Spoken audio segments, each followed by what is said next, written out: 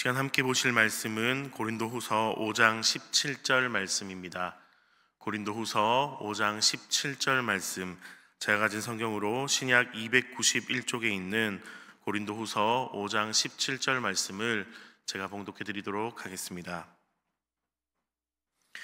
그런즉 누구든지 그리스도 안에 있으면 새로운 피조물이라, 이전 것은 지나갔으니 보라 새 것이 되었도다.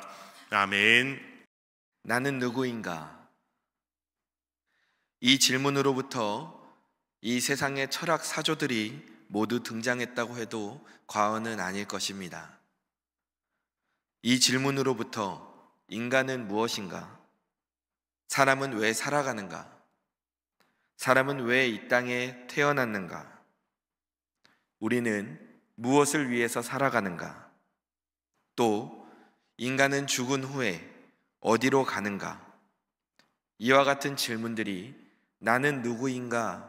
라는 이 하나의 질문에서 파생되어 나타났습니다. 그리고 또 이 질문들은 더 세분화되어 한 사람의 가치관을 형성하게 됩니다. 이렇게 만들어진 가치관에 따라 그 사람은 인생의 중요한 결정들을 하게 되고 선택을 하게 됩니다. 즉, 나는 누구인가? 이 질문에 대한 답을 제대로 찾아야지만 우리는 인생을 올바르게 살 수 있는 것입니다. 현대 철학이 포스트 모던 시대로 들어오면서 사람들은 이 나는 누구인가? 라는 질문에 대해 정해진 답은 없다고 주장합니다. 나는 나일 뿐이다. 나는 내가 정한 대로 존재한다. 라고 사람들은 주장하기 시작합니다.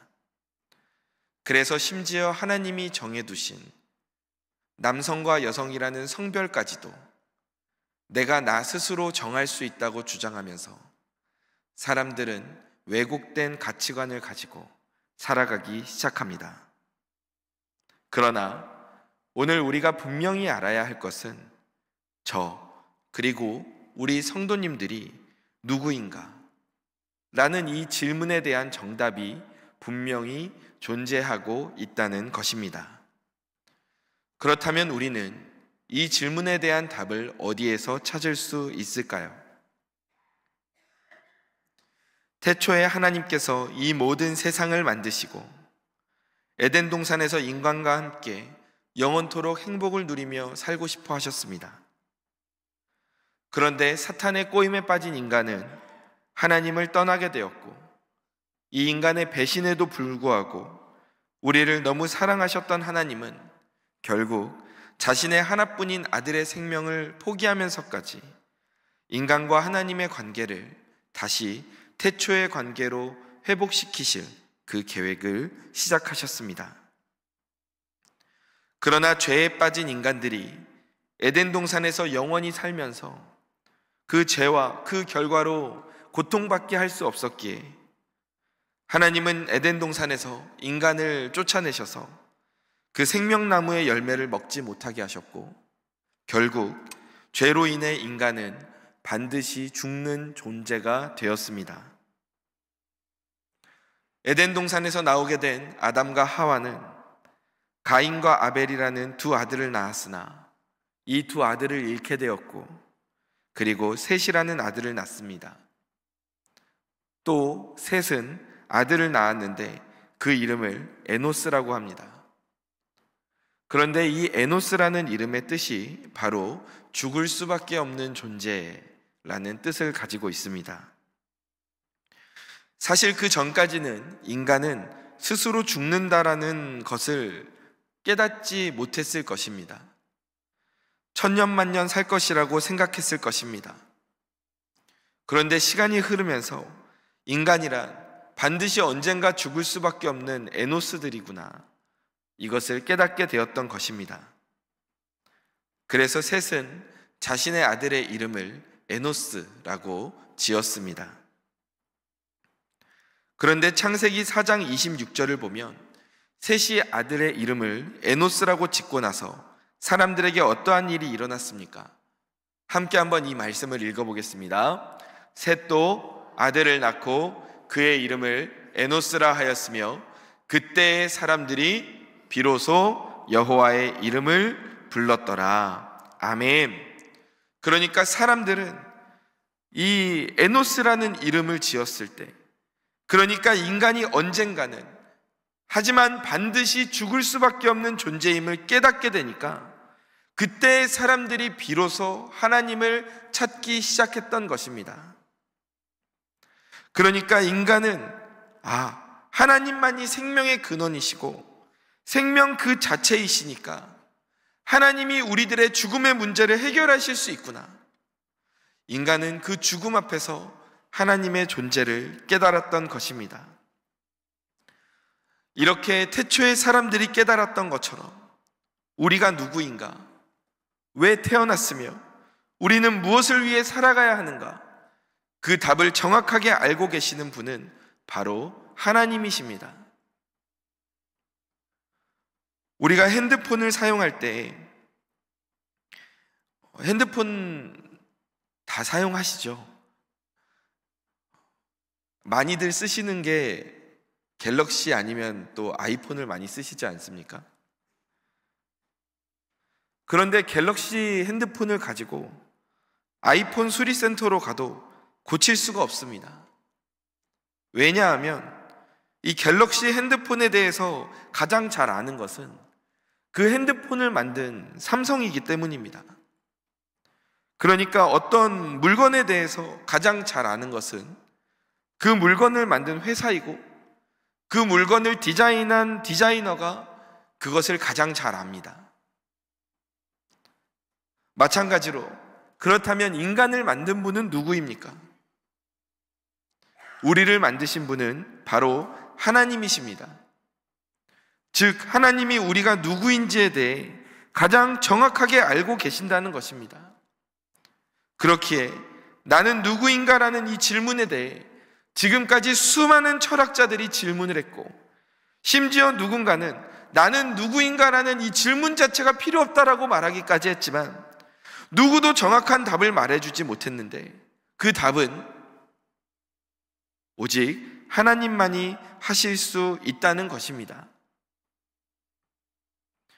그렇다면 우리 하나님께서는 우리의 정체, 이 나는 누구인가라는 이 질문에 대해서 무엇이라고 답변해주고 계십니까? 에베소서 2장 1절에서 3절 말씀입니다. 여기에서 3절 말씀을 보면 전에는 우리도 다 그 가운데서 우리 육체의 욕심을 따라 지내며 육체와 마음에 원하는 것을 하여 다른 이들과 같이 본질상 무엇이었다고 말씀하십니까? 진노의 자녀였다고 말씀하십니다. 본래 죄를 지었던 우리는 본질상 진노의 자녀였습니다. 그런데 이 진노의 자녀였던 우리들이 어떻게 되었습니까? 이어서 4절에서 6절 말씀입니다. 함께 읽어보겠습니다. 긍휼이 풍성하신 하나님이 우리를 사랑하신 그 큰 사랑을 인하여 허물로 죽은 우리를 그리스도와 함께 살리셨고 너희는 은혜로 구원을 받은 것이라. 또 함께 일으키사 그리스도 예수 안에서 함께 하늘에 앉히시니. 아멘. 본질상 진노의 자녀였던 우리들이 예수님 안에서 과거에 나는 죽고 이제 예수님과 함께 살게 된 것입니다. 그리고 우리는 예수님과 함께 살며 그 하늘 보좌에 함께 앉은 존재가 되었습니다.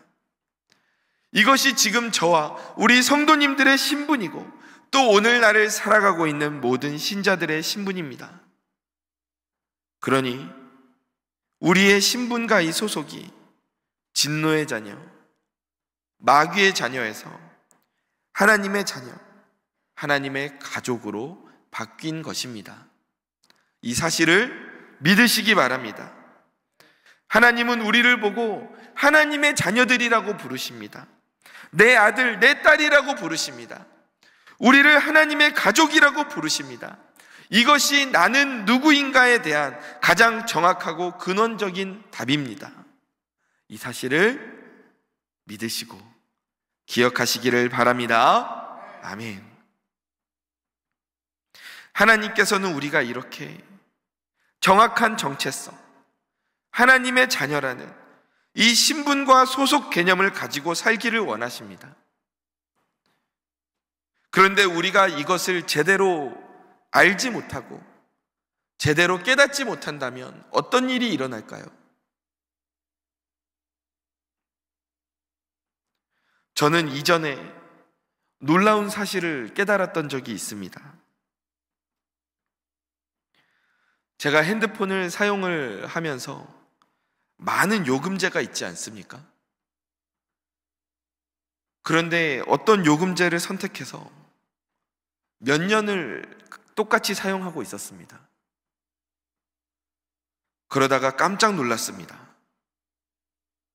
그 핸드폰 요금제를 쓰면 한 달에 다른 곳에서 쓸 수 있는 포인트를 2만 점이나 주더라고요. 그런데 이 포인트는 그 달에 안 쓰면 없어져 버립니다. 저는 이 사실을 모르고 몇 년의 시간을 보냈습니다. 이것을 깨달았을 때 얼마나 아깝던지, 이것만 모았어도 몇십만 포인트가 됐을 텐데, 잘 썼으면 유용하게 썼을 텐데 왜 나는 이것을 몰랐는가 하면서 매우 아쉬워했던 경험이 있습니다. 왜 저는 이 혜택을 누리지 못했습니까?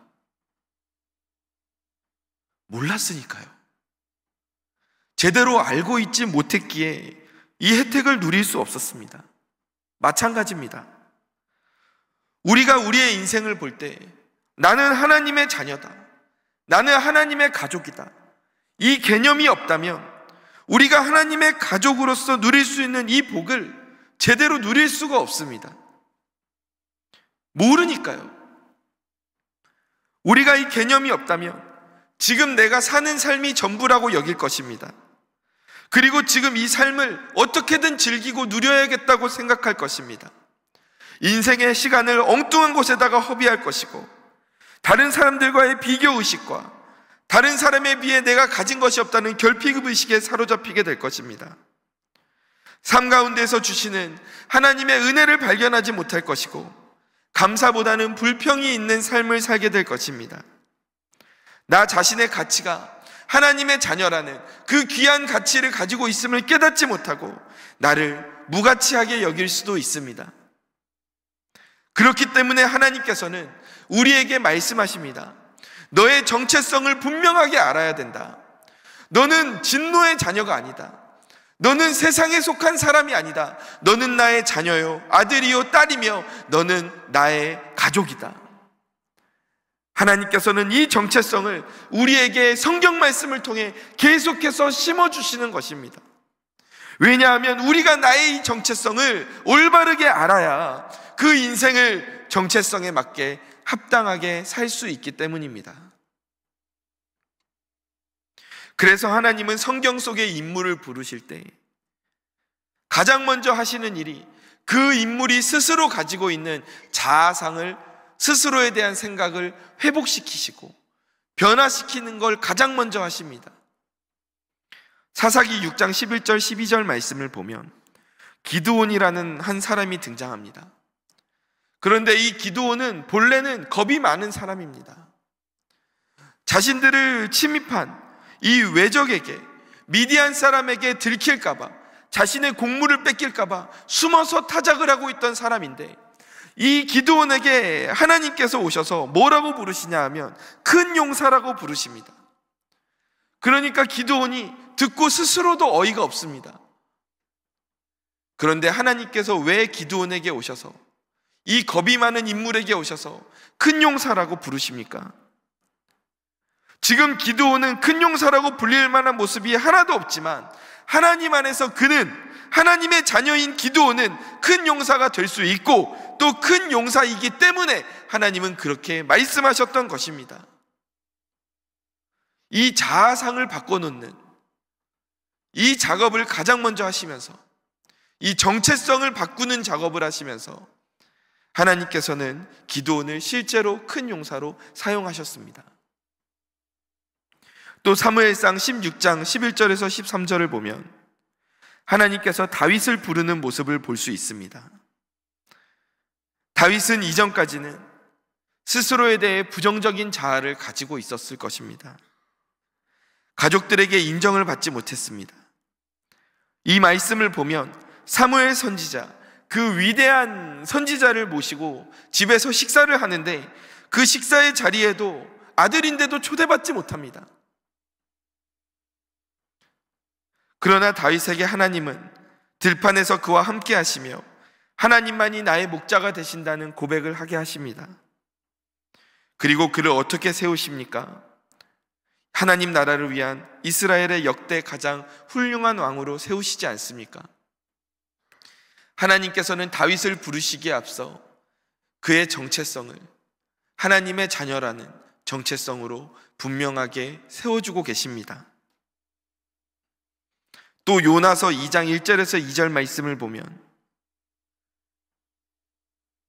요나는 하나님의 부르심에 응답하여 그 응답을 따르지 않고 자신의 주관대로 행합니다.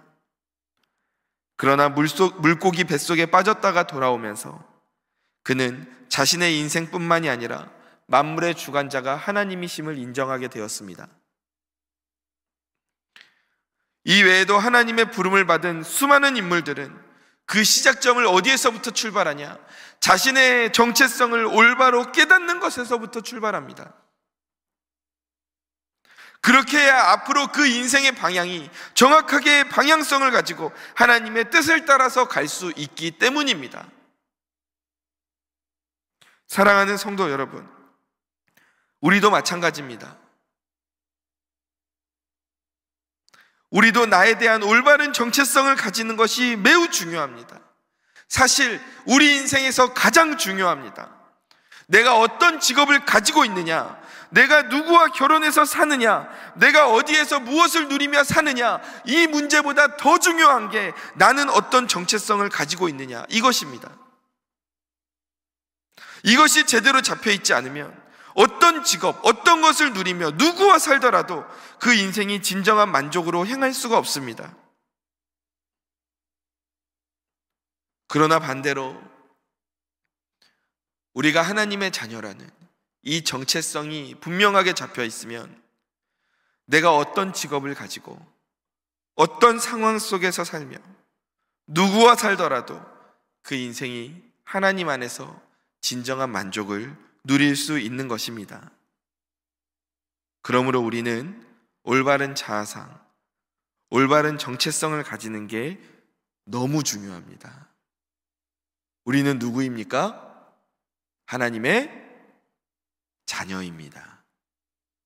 우리는 누구입니까? 하나님의 자녀, 하나님의 가족입니다. 이 사실을 잊지 마시고, 세상에 수많은 일들이 일어나서 우리를 혼란스럽게 만들고 이 하나님의 말씀을 잠깐씩 우리를 잊어버리게 만들지만, 그래도 우리가 변치 않고 기억해야 할 것은 나는 하나님의 자녀요, 하나님의 가족이다. 이것을 꼭 잊지 마시고 기억하며 살아가시기 주님의 이름으로 축원합니다. 요한복음 1장 12절에서 하나님께서 이렇게 우리에게 말씀하십니다. 함께 읽어보겠습니다. 영접하는 자, 곧 그 이름을 믿는 자들에게는 하나님의 자녀가 되는 권세를 주셨으니. 아멘.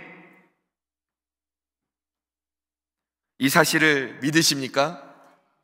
이 사실을 인정하고 받아들이시기를 축원합니다.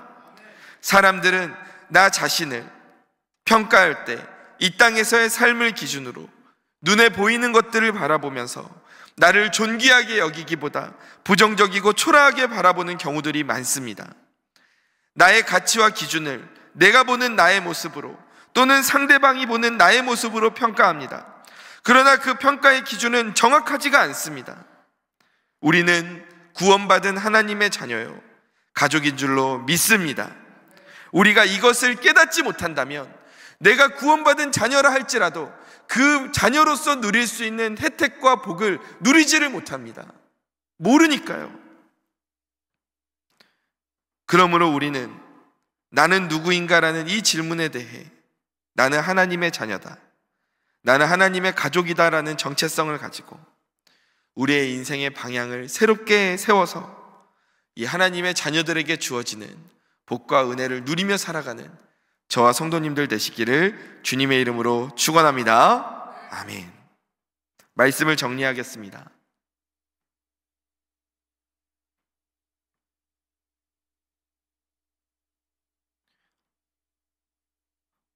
우리는 나 자신을 보며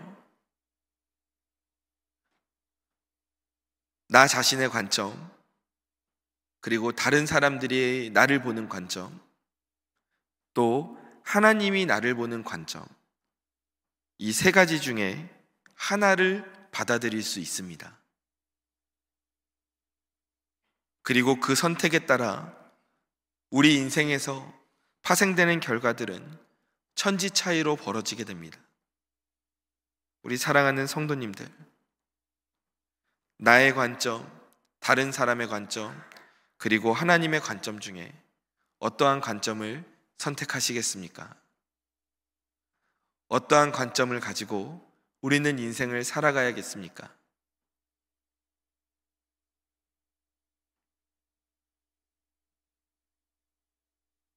사랑하는 성도 여러분, 우리는 하나님의 관점으로 우리의 인생을 바라보기를 소망합니다.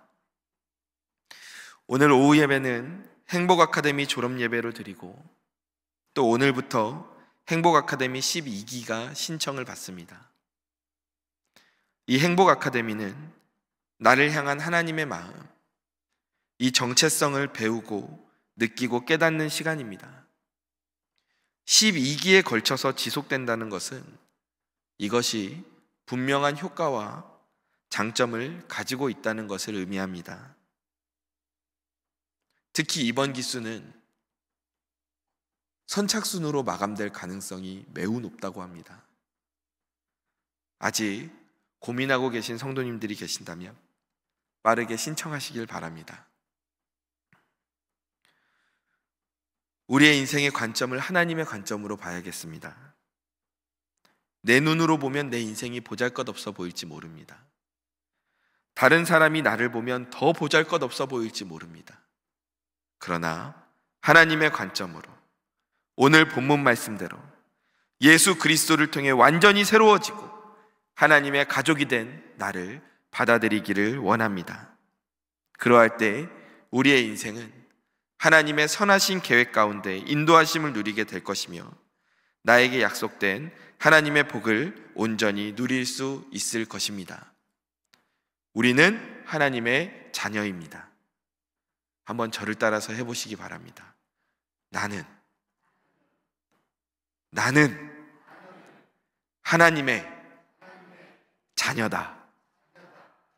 한번 더 해보겠습니다. 나는 하나님의 가족이다. 아멘. 이 사실을 기억하시며 올바른 정체성을 가지고 세상 가운데 승리하며 살아가는 저와 성도님들 되시기를 간절히 축원합니다. 기도하겠습니다. 하나님, 우리가 세상을 살면서 나의 정체성을 어떻게 가져야 하는가? 나는 누구인가? 이 질문에 대한 답을 찾으며 살고 있습니다. 그런데 세상은 많은 답을 제공했지만 그 답에 대해서 우리가 진정한 답이라고 느끼지는 못했습니다.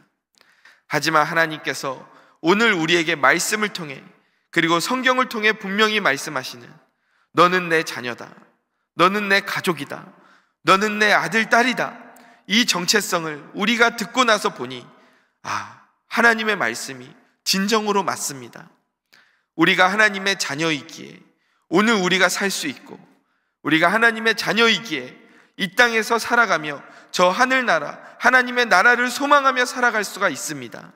주님, 오늘 하루도 이 하나님의 자녀라는 올바른 정체성을 가지고 우리의 인생의 올바른 방향성을 가지고 살아가게 하여 주옵소서.